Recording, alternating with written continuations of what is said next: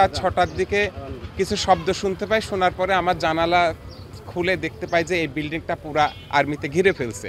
তো তার 20 মিনিটের তাদের ভিতরে একটা তৎপরতা লক্ষ্য করি আমি জানালা থেকে দেখতে। তো তার কিছুক্ষণ 20 মিনিট পরে দেখলাম দুজন লোককে এখান থেকে তারা কালো গাড়িতে নিয়ে চলে যায়। তারপরে টিভি মারফত আমরা জানতে পারি তারা বাংলাদেশের শীর্ষ সন্ত্রাসী। আমি যখন থেকে দেখি তারপরে আধা ঘন্টা মতো ছিল, 6টার পরে হয়তো আধা ঘন্টা মতো আমি দেখতে পারছি। 7টা হয়তো ছিল। আমি এলাকাতে এখানে থাকি, আসলে ওইভাবে তাদের কখনো চোখে পড়েনি বা হয়তো তারা বের হতো না, আমি এটা বলতে পারবো না আর কি। এটা 5টা বিশের সময় আমরা প্রতিদিনের ন্যায় যেভাবে ঘুমিয়েছিলাম, হঠাৎ করে আমাদের দরজায় আমরা নক শুনতে পাই। তো খোলা মাত্রই দেখি যে সেনাবাহিনীর কিছু সদস্য, তো তারা আমাদেরকে বলে যে এখানে একটা অপারেশন পরিচালনা হচ্ছে, এখানে আমরা কুখ্যাত সন্ত্রাসীদের আস্তানা হিসাবে জানতে পেরেছি, এখানে তারা অবস্থান করছে, আমরা তাদেরকে ধরার জন্য এসেছি। তারা প্রথমত টার্গেট করে, আমরাও হয়তো তাদের অংশ। তো পরে আমাদের কথা এবং আমাদের বই খাতা কলম দেখে তারা আশ্বস্ত হয় যে আমরা আসলে শিক্ষার্থী। এই ঈদে জামা জুতো অ্যাক্সেসরিজের ডিসকাউন্ট।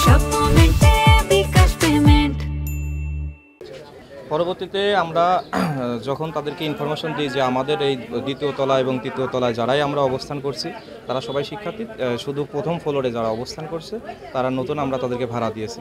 তো এটা জানার পরবর্তী সময়ে তারা নিচে চলে আসে এবং দরজা খোলার জন্য অনুরোধ জানায়, কিন্তু দরজা না খোলার পরবর্তীতে তারা দরজাটা ভেঙে প্রবেশ করে।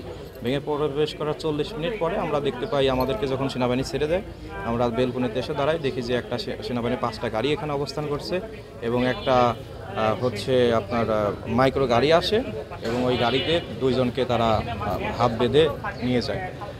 হ্যাঁ, এখানে যে শীর্ষ সন্ত্রাসী যার কথা বলা হচ্ছে তাকে সুব্রত, তাকে আমরা আসলে ওইভাবে দেখে নাই, কিন্তু যাকে গ্রেপ্তার করা হয়েছে তার সাথে মোল্লা মাসুদ, তাকে হচ্ছে আমি নিজে 3বার দেখেছি। এখানে সে কাপড় নেড়ে দিয়েছে, গোসল করে খাবার নিয়ে আসছে, আমি তাকে 3বার দেখেছি। এদিকে ঠিক পাইছি, শব্দ শুনে উঠি দেখি আমার রান্নাঘরের জ্বালানা খোলা আছে।